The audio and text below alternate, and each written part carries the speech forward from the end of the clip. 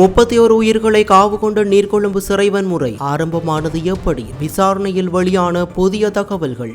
உயர்தர பரீட்சையில் பங்கெடுக்க விரும்புகிறீர்களா? வெளியான முக்கிய அறிவிப்பு. பெற்றோர்களுக்கு போலீசார் கொடுத்த கடைசி எச்சரிக்கை. பிள்ளைகளின் பாதுகாப்பில் புதிய கட்டுப்பாடு. வெற்றிலை பிரியர்களுக்கு அதிர்ச்சி தகவல். இலங்கையில் வரப்போகும் புதிய கட்டுப்பாடு. விடுதலை புலிகளின் ஆயுதங்கள் உள்ளதா? புதுக்குடியிருப்பில் நடந்த ரகசிய தேடுதல். ஓய்வு பெறும் தாதியர்களுக்கு மீண்டும் பணியா? ஜனாதிபதியிடம் சென்ற அவசர கோரிக்கை. 71,000 கடந்த டெங்கு பாதிப்பு. அதிக ஆபத்தில் எந்த மாவட்டம் உள்ளதென தெரியுமா? 2.75 கோடி ரூபாய் மோசடி குற்றச்சாட்டு. முன்னாள் அமைச்சர் SP திசநாயக்கவின் சகோதரர் கைது. ஹோர்முஸ் மீண்டும் தீப்பற்றுகிறது. ஈரானை நோக்கி தொடரும் தாக்குதல்கள். பிரசல்ஸை உலுக்கிய தீ விபத்து. கட்டுமான கோபுர மின் தூக்கியில் சிக்கி பலியான 6 உயிர்கள். 4.41 லட்சம் பேருக்கு தங்க பரிசு. தமிழகத்தில் தொடங்கும் புதிய திட்டம். முதலமைச்சர் விஜய் அதிரடி அறிவிப்பு.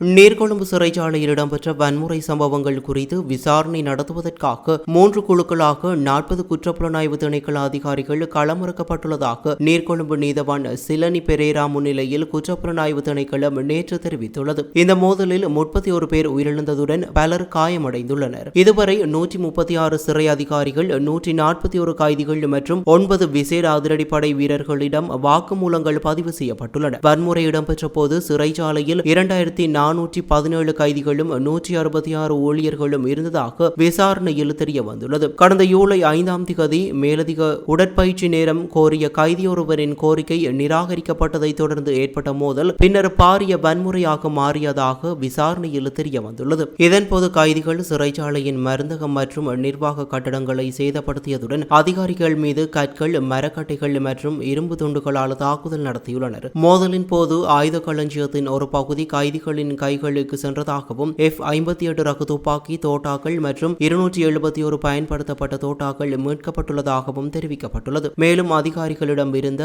60 துப்பாக்கிகள் தடயவியல் பரிசோதனைக்காக கைப்பற்றப்பட்டுள்ளன. CCTV பதிவுகள் மொரட்டுவை பல்கலைக்கழக கணினி தடயவியல் ஆய்வகத்திற்கு அனுப்பப்பட உள்ளதுடன் கொலை குற்றம், ஆயுத சட்டம் மற்றும் பொது சொத்து சட்டத்தின் கீழ் விசாரணைகள் தொடர்கின்றன. கைதிகளிடம் தொடர்ந்து வாக்குமூலங்கள் பதிவு செய்ய உத்தரவிட்ட நீதவான் வழக்கை அடுத்த கட்ட விசாரணைக்காக ஒத்திவைத்துள்ளார்.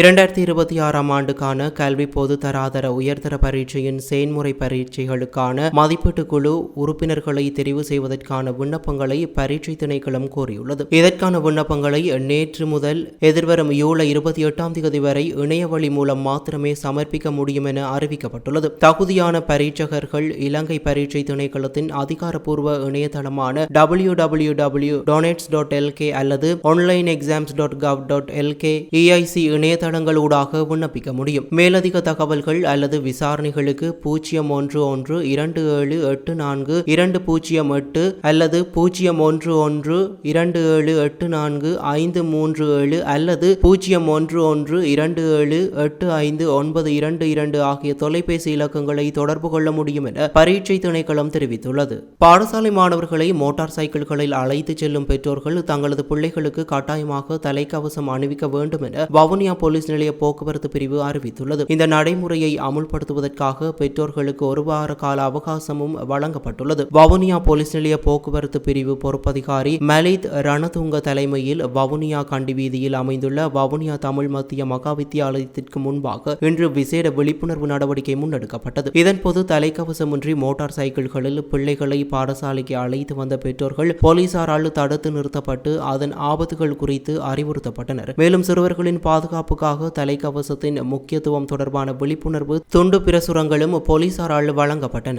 இலங்கையில் அதிகரித்து வரும் வாய் புற்றுநோய் பாதிப்புகளை கட்டுப்படுத்தும் நோக்கில் புகையிலை கலந்த வெற்றிலையை விற்பனை செய்வதை தடை செய்ய நடவடிக்கை எடுக்கப்பட உள்ளதாக பொது சுகாதார பரிசோதகர்கள் சங்கம் தெரிவித்துள்ளது. இலங்கையில் பதிவாகும் புற்றுநோய் வகைகளில் வாய் புற்றுநோய் முக்கிய இடத்தில் காணப்படுவதால் அதனை தடுக்கும் நடவடிக்கையாக இந்த முயற்சி முன்னெடுக்கப்படுவதாக சங்கத்தின் பொருளாளர் MAC பிரசாத் தெரிவித்துள்ளார். புகையிலை கலந்த வெற்றிலையை பயன்படுத்தி பயன்படுத்துவது வாய் புற்றுநோய் ஏற்படுத்துவதற்கான முக்கிய காரணிகளில் ஒன்றாக அடையாளம் காணப்பட்டுள்ளது. நாட்டின் தற்போதைய சட்டங்களின்படி புகையிலை கலந்த வெற்றிலையை விற்பனை செய்தல், விநியோகித்தல், வைத்திருத்தல் அல்லது விற்பனைக்காக காட்சிப்படுத்துதல் ஆகியன தண்டனைக்குரிய குற்றமாகும். இந்த சட்டங்களை கடுமையாக நடைமுறைப்படுத்தும் வகையில் நாடு முழுவதும் பொது சுகாதார பரிசோதகர்கள் கண்காணிப்பு நடவடிக்கைகளில் ஈடுபட உள்ளனர். எனவே பொதுமக்களும் வர்த்தகர்களும் விழிப்புணர்வுடன் செயற்பட வேண்டும் எனவும், சட்டவிரோதமாக புகையிலையை வெற்றிலையுடன் கலந்து விற்பனை செய்வதை தவிர்க்குமாறும் அதிகாரிகள் அறிவுறுத்தியுள்ளனர். முல்லைத்தீவு புதுக்குடியிருப்பு போலீஸ் பிரிவிற்குட்பட்ட தேவிபுரம் கணேஷ் திட்டத்தில் உள்ள தனியார் காணியில் விடுதலை புலிகளின் புதையல் இருப்பதாக தெரிவிக்கப்பட்டதை தொடர்ந்து நேற்று செவ்வாய்க்கிழமை அகழ்வு பணிகள் முன்னெடுக்கப்பட்டன. குறித்த காணியில் விடுதலை புலிகளின் ஆயுதங்கள் இருப்பதாக கிடைத்த தகவலின் அடிப்படையில் கொழும்பிலிருந்து வருகை தந்த குற்றப்புலனாய்வு திணைக்கள அதிகாரிகள் நீதிமன்ற அனுமதியை பெற்று ஜேசிபி இயந்திரத்தின் உதவியுடன் அகழ்வு பணியை ஆரம்பித்தனர். எனினும் இந்த நடவடிக்கை தொடர்பான செய்தி சேகரிப்பு ஊடகவியலாளர்களுக்கு அனுமதி வழங்கப்படவில்லை. அப்பகுதி மக்களிடமிருந்து கிடைத்த தகவலின் அடிப்படையில் அகழ்வு பணியின் உண்மைத்தன்மையை அறிந்து கொள்ள செய்தி சேகரிக்க சென்ற ஊடகவியலாளர்களுக்கும் அகழ்வு நடைபெறும் பகுதிக்கு செல்லவும் காணொலி மற்றும் புகைப்படங்களை பதிவு செய்யவும் அனுமதி மறுக்கப்பட்டது. இதற்கிடையில் முதல் நாள் இடம்பெற்ற அகழ்வு பணிகளில் எந்த ஒரு பொருளும் மீட்கப்படாத நிலையில் நடவடிக்கை நிறைவு பெற்றுள்ளது. இரண்டாம் நாள் அகழ்வு பணி இன்று புதன்கிழமை மீண்டும் முன்னெடுக்கப்பட உள்ளது. நாட்டில் அதிகரித்து வரும் தாதியர் பற்றாக்குறைக்கு தீர்வு காணும் வகையில் ஓய்வு பெறவுள்ள தாதியர்களின் பணிக்காலத்தை மேலும் 2 வருடங்களுக்கு நீடிக்குமாறு அரசு சேவை ஐக்கிய தாதியர் சங்கம் ஜனாதிபதி அனுரகுமார் திசாநாயக்கவிடம் கோரிக்கை விடுத்துள்ளது. இது தொடர்பான கடிதத்தை சங்கத்தின் தலைவர் முருத்தெட்டுவே ஆனந்த தேரர் நேற்று ஜனாதிபதிக்கு அனுப்பி வைத்துள்ளார். நாட்டில் டெங்கு நோயாளர்களின் எண்ணிக்கை 50,000 கடந்துள்ளதாகவும், வீடுகளில் சிகிச்சை பெறுவோரையும் சேர்த்தால் இந்த எண்ணிக்கை மேலும் அதிகரிக்கக்கூடும் எனவும் சங்கம் சுட்டிக்காட்டியுள்ளது. நோயாளர்களின் எண்ணிக்கை அதிகரித்து வரும் நிலையில் அவர்களை பராமரிக்க தேவையான தாதியர்களின் எண்ணிக்கை போதிய அளவில் இல்லாதது சுகாதார நிலைமையை மேலும் மோசமாக்கியுள்ளதாக தெரிவிக்கப்பட்டுள்ளது. புதிய தாதியர்களை அரசாங்கம் இணைத்துக் கொள்ள நடவடிக்கை எடுத்தாலும் அவர்களுக்கு பயிற்சி வழங்கி சேவையில் இணைப்பதற்கு சுமார் 3 ஆண்டுகள் தேவைப்படும் என சங்கம் குறிப்பிட்டுள்ளது. தற்போதைய தாதியர் பற்றாக்குறையால் ஒரு தாதியர் 3 பேரின் பணிச்சுமையை சுமக்கும் நிலை ஏற்பட்டுள்ளதாகவும், அதிக பணிச்சுமை காரணமாக தாதியர்களும் உடல்நல பாதிப்புகளை எதிர்கொள்ளும் அபாயம் உள்ளதாகவும் முருத்தெட்டுவே ஆனந்த தேரர் தெரிவித்துள்ளார். எனவே நிலவும் நெருக்கடியை குறைக்கும் வகையில் ஓய்வு பெறவுள்ள தாதியர்களின் சேவை காலத்தை 2 வருடங்களால் நீடிக்க ஜனாதிபதி விசேட கவனம் செலுத்த வேண்டும் என அரசு சேவை ஐக்கிய தாதியர் சங்கம் கோரிக்கை விடுத்துள்ளது. இலங்கையில் இந்த ஆண்டில் இதுவரை பதிவாகியுள்ள டெங்கு நோயாளர்களின் எண்ணிக்கை 71,000 கடந்துள்ளதாக தேசிய டெங்கு கட்டுப்பாட்டு பிரிவு தெரிவித்துள்ளது. அதன்படி நேற்று வரையான காலப்பகுதியில் நாடு முழுவதும் 71,235 டெங்கு பாதிப்புகள் பதிவாகியுள்ளதுடன் டெங்கு தொற்றினால் 49 மரணங்களும் ஏற்பட்டுள்ளன. தொடர்ந்து அதிகரித்து வரும் டெங்கு பரவலின் அடையாளமாக நேற்று ஒரே நாளில் மட்டும் 1,284 புதிய நோயாளர்கள் அடையாளம் காணப்பட்டுள்ளனர். மாகாண ரீதியில் அதிகளவிலான பாதிப்புகள் மேல் மாகாணத்தில் பதிவாகியுள்ளன. அங்கு இதுவரை 37,490 பேர் டெங்கு தொற்றினால் பாதிக்கப்பட்டுள்ளனர். மேல் மாகாணத்தில் மாவட்ட ரீதியாக பார்க்கும் போது கம்பகா மாவட்டத்தில் அதிகபட்சமாக 14,736 நோயாளர்களும், கொழும்பு மாவட்டத்தில் 14,229 நோயாளர்களும் பதிவாகியுள்ளனர். இதேவேளை ஜூலை மாதத்தின் முதல் 14 நாட்களில் மட்டும் 15,856 டெங்கு பாதிப்புகள் பதிவாகியுள்ளதாக தெரிவிக்கப்பட்டுள்ளது. இந்த ஆண்டில் இதுவரை அதிகபட்சமான டெங்கு நோயாளர்கள் கடந்த ஜூன் மாதத்தில் பதிவாகியுள்ளனர். அந்த மாதத்தில் மட்டும் 21,538 பேருக்கு டெங்கு தொற்று உறுதி செய்யப்பட்டுள்ளதாக தேசிய டெங்கு கட்டுப்பாட்டு பிரிவு தெரிவித்துள்ளது. பணமோசடி சம்பவம் தொடர்பில் முன்னாள் அமைச்சர் SP திசாநாயக்கவின் சகோதரரும் முன்னாள் மாகாண சபை உறுப்பினருமான ஜெயலத் பண்டார திசாநாயக்க கைது செய்யப்பட்டுள்ளார். மதுபெரி அனுமதி பத்திரம் பெற்று தருவதாக கூறி வீரகட்டிய பகுதியைச் சேர்ந்த நபர் ஒருவரிடமிருந்து 2,75,00,000 ரூபாய் பணத்தை மோசடி செய்ததாக முன்வைக்கப்பட்ட முறைப்பாட்டின் அடிப்படையில் இந்த கைது இடம்பெற்றுள்ளது. இது தொடர்பான முறைப்பாடு மத்திய குற்றப்புலனாய்வு பணியகத்திற்கு கிடைத்ததை தொடர்ந்து அதன் நிதி மற்றும் வர்த்தக குற்றப்புலனாய்வு பிரிவினர் விசாரணைகளை ஆரம்பித்திருந்தனர். விசாரணைகளின் அடிப்படையில் அதிகாரிகள் நேற்று காலை அங்குரன்கெத்த பகுதியில் வைத்து ஜெயலத் பண்டார திசாநாயக்கவை கைது செய்துள்ளனர். 58 வயதுடைய சந்தேக நபர் இன்று நுகேகொட நீதவான் நீதிமன்றத்தில் ஆஜர்படுத்தப்பட உள்ளதுடன் சம்பவம் தொடர்பான மேலதிக விசாரணைகளை மத்திய குற்றப்புலனாய்வு பணியகம் முன்னெடுத்து வருகிறது. ஹோர்முஸ் நீரிணை வழியாக பயணித்த வர்த்தக கப்பல்கள் மீது ஈரான் தாக்குதல் நடத்தியதை தொடர்ந்து ஈரானிய துறைமுகங்களுக்கு எதிராக அமெரிக்கா மீண்டும் முழுமையான கடற்படை முற்றுகையை அமுல்படுத்தியுள்ளது. இதனால் இரு நாடுகளுக்கும் இடையிலான தற்காலிக போர் நிறுத்தம் முறிவடைந்துள்ளதுடன் பிராந்தியத்தில் பெரிய அளவிலான போர் ஏற்படும் அபாயம் அதிகரித்துள்ளது. கடந்த ஏப்ரல் மாதம் மாதம் விதிக்கப்பட்டிருந்த இந்த முற்றுகை